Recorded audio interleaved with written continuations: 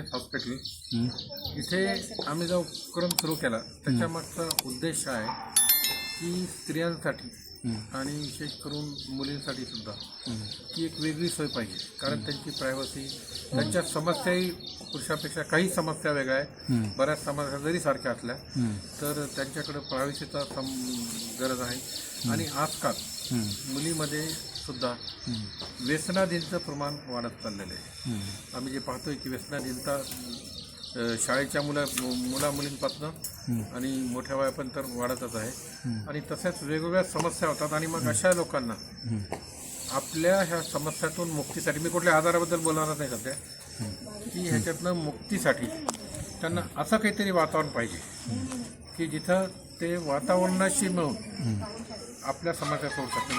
मी आरोग्याबद्दल बोलताना काही गोष्टीचं खास नमूद करतो. आज काय झालेलं आहे, air pollution, water pollution, land pollution, mind pollution, सगळीकडे पॉल्युशन झालेलं आहे.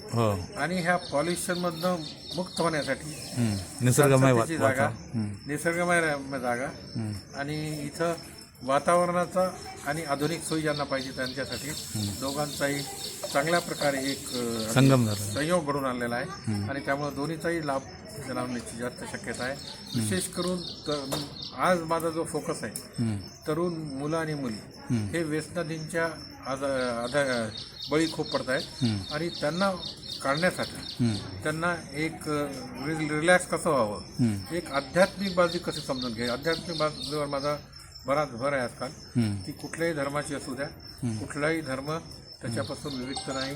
हिंदुइझम, इस्लाम, ख्रिश्चनिटी, बुद्धिझम आणि जैनिझम घ्या, प्रत्येक धर्मात एक माणसाला रिलॅक्स होणं, शांत राहणं, दुसऱ्याशी चांगलं वागणं, दुसऱ्याच्या भल्यासाठी काम करणं हाच उद्देश आहे.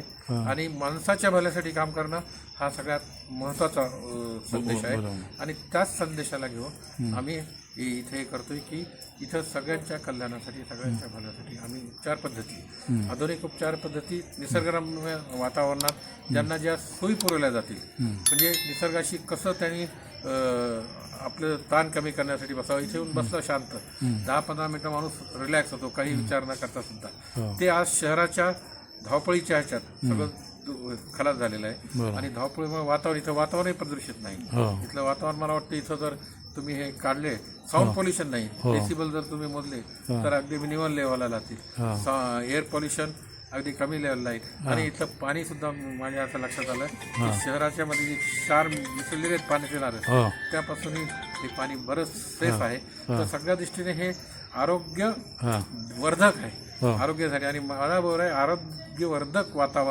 आरोग्यवर्धक वातावरणामध्ये आम्ही पेशंटच्या ज्या समस्या आहेत, हे समस्या एक नाही, समस्या अनेक आहेत. पण ह्याला आम्ही 4 ह्याच्यात हे केलेलं आहे: बायोलॉजिकल, सायकोलॉजिकल, सोशल आणि स्पिरिच्युअल. बायोलॉजी म्हणजे शारीरिक, सायकोलॉजी मानसिक, सामाजिक म्हणजे समाजातली, आणि स्पिरिच्युअल म्हणजे आध्यात्मिक. आता ह्याच्यामध्ये कुठं जरी बिघाड झाला तरी समस्या निर्माण होऊ शकते. मुख्य करून बायोलॉजीवर उपचार करण्याचा भर जास्त आहे सगळीकडे. बायोलॉजी म्हणजे शारीरिक, म्हणजे काही मेंदूमधले रसायन कमी झाले तर ते वाढवण्यासाठी आपण औषध देतो, काही जास्त झाले तर कमी करण्यासाठी औषध देतो. पण त्याची मानसिकता जी आहे माणसाची, ती ह्या तिन्ही फॅक्टर आहे. कोणत्या? बायोलॉजिकल, सोशल आणि स्पिरिच्युअल. मग ती जी मानसिकता घडते ती मानसिकता अशी घडली पाहिजे. मी आता एका वाक्यात सांगेन. ती मानसिकता म्हणजे मानसिक स्वास्थ्याची व्याख्या करताना मी एक भाग सांगतो त्या व्याख्येचा: स्वतः समाधानी राहून दुसऱ्याला समाधानी ठेवून. तर ही किती लोक प्राप्त करतात आणि ते प्राप्त करण्यासाठी प्रयत्न करणं हे आमचं ह्यामागचं सगळं ध्येय आणि उद्देश आहे. किती दिवस शिबिर आहे आता हे शिबिराचं कसं आहे, मी तर सांगत होतो, शिबिर रोजच पाहिजे. शिबिर म्हणजे काय, गर्दी करणं नाही. बरोबर. म्हणजे लोकांना त्यांच्या समस्या समजावून सांगणं, त्यांच्या समस्येचा विचार करणं. उलट तर मी असं म्हणेन की हे रोजच आमचं शिबिर आहे. समजा की रोज आम्ही सायको एज्युकेशनच्या दृष्टीनं. आता हे काही लोकांना काय लागतं, जसे लोक वाढदिवस साजरा करतात किंवा वर्षातला एक दिवस साजरा करतात, डॉक्टर डे, कधी मदर्स डे वगैरे वगैरे, फक्त लोकांना अवेअरनेस करण्यासाठी याचा उद्देश आहे. बाकी शिबिर हे रोजच शिबिर आहे समजायला काही हरकत नाही असं मला वाटतं. कारण रोजच येणारे पेशंट त्यांना समुपदेशनही केलं जातं, त्यांच्या समस्याही समजल्या जातात आणि त्यांना योग्य मार्गदर्शन करून त्यांच्या विचारापासून त्यांच्या आचारात बदल आणण्याचा आमचा प्रयत्न. अभी आपके ध्यान में बैठ गया, ये बीमारी डॉक्टर करने गया तो मेरी ठीक हो जाएगी, ये डॉक्टर करने गए तो अच्छी हो जाएगी, मेंटली आपका सेटिस्फेक्शन मेंटल सेटिस्फेक्शन। अब सोसाइटी में क्या बैठा है दिमाग, ये करा हुआ है, ये करा करा हुआ है, 4 लोग बोल दिए करा हुआ है, हाँ तो किस तरह के तो कम लगेगा, बाबा का ये करा होता था, बराबर है ना? बट यस और नो? नो अभी आपके सामने बात कर रही है लेकिन बात बिल्कुल नहीं चलने में तकलीफ अब ये मसले, ये मसले दिमागी केमिकल्स में चेंज आने के। अच्छा, इसका जो डोज है अभी हम ऑलमोस्ट 1 मंथ से ले रहे हैं, हाँ, तो थोड़ा इम्प्रूवमेंट आना चाहिए था मेरे साथ। तो थोड़ा इसके साथ काउंसलिंग का पीरियड बढ़ाना पड़ेगा, काउंसलिंग काउंसलिंग बढ़ाना पड़ेगा, और इसके क्या मसला हो रहा है उसको समझना पड़ेगा, और जल्दी कम। मसला ये क्योंकि देखो ये जो टीनेज, ये 1 दिन 2 दिन नहीं, ये जो 10 साल 9 साल तक जो 20, 90, 80, 60, 70 ये सब टीन है, हाँ तो ये उम्र जो है उसमें इनको समझना पड़ेगा, तो डेली बेसिस पे आपको समझना पड़ेगा, लेकिन में नहीं जाएगा, बराबर है? हालांकि फैमिली में यही बताया कि जैसे बटन नहीं है, जादू नहीं है कि बस दबाया और हो गया, ये नहीं होना, इसको टाइम लगेगा। टाइम लगने वाला है, उसके साथ आपको कॉपरेट उसके साथ भी करना पड़ेगा, वो भी आपके साथ कॉपरेट करना पड़ेगा।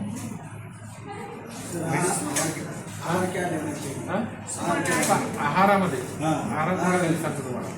आहाराचं गणित काय, carbohydrate, fat, protein, minerals, vitamins, बरोबर आहे? आता कार्बोहायड्रेट किती घ्यायचे, प्रोटीन किती घ्यायचं आणि फॅट किती घ्यायचं आणि कोणतं घ्यायचं, हा एक पूर्ण विषय आहे. लक्षात, याच्यावर एक वेगळं लेक्चर होत आहे. पुन्हा विटॅमिन कोणते घ्यायचे त्यासाठी सांगितलं, तुम्ही उन्हात बसत नाही, तुमचं विटॅमिन डी फॉर्मेशन कमी होतं, म्हणून तुम्हाला बाहेर घ्यावं. आलं का? तर बाहेर विटॅमिन घ्यायची गरज का पडते, जर तुम्ही आहार व्यवस्थित नाही घेतला तर तुम्हाला मग कोणत्या अन्नात कोणतं विटॅमिन आहे. आता शाकाहारी मांसाहारी, तर या दोन्हीतही विटॅमिनचं प्रमाण आपापल्या ठिकाणी काही आयटममध्ये जास्त आहे, काहीमध्ये कमी आहे. आता मी तुम्हाला एकच तुम्हाला सांगितलं, मला तुमचं आहाराचं पॅटर्न समजावं लागेल, तुमच्या आवडी समजायला लागतील, आणि मग त्याच्यात तुम्हाला कुठलं सूट होईल ते तुम्ही घेऊ शकता.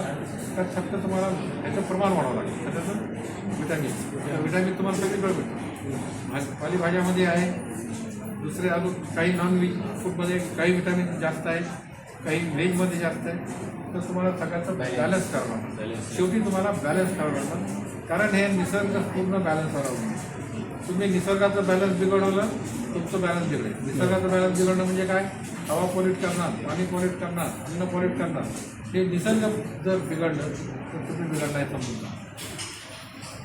नेचुरल चीज़ों को अगर तुम बिगाड़ेंगे तो तुम भी बिगड़ेंगे. तो नेचुरल में क्या है, अब ये उम्र में क्या करना चाहिए, इनको कैसा गाइड करना चाहिए. अब इसके लिए स्पिरिचुअल आस्पेक्ट भी जुड़ा हुआ है. तो अब इनको अगर ज्या धर्मात असतील त्यांनी त्याचे किती लोक पुस्तकं वाचतात धर्माची, तुमच्यापैकी भगवद्गीता वाचणारी किती आहेत, नाही. बौद्धिक टीचिंग वाचणारी किती आहेत, नाही. बाइबल वाचणारी किती आहेत, नाही. अब मैं पूछूंगा तुमको, कुरान पढ़ने वाले कितने हैं, देखो ये हाथ पकड़ने, समझ के पढ़ने वाले कितने हैं, समझ के पढ़ने वाले. हाँ, अगर समझ के पढ़ रहे हैं तो फिर इसमें और ज़्यादा समझने की ज़रूरत है कि ये बच्चों के साथ हमको क्या करना है, ये आपको कुरान में मिलेगा. अब यही मकसद ये जो बुक है ना, जो पॉडकास्ट है, इसका कुरान के साथ लिंक क्या है कुछ, ये हेल्थ और वेलबींग WHO गाइडलाइन. ओके, तो कुरान क्या बोलता है, तुम क्या कर रहे हो, उससे आपको अंदाजा है, आप पॉडकास्ट के लिए अच्छी बात है.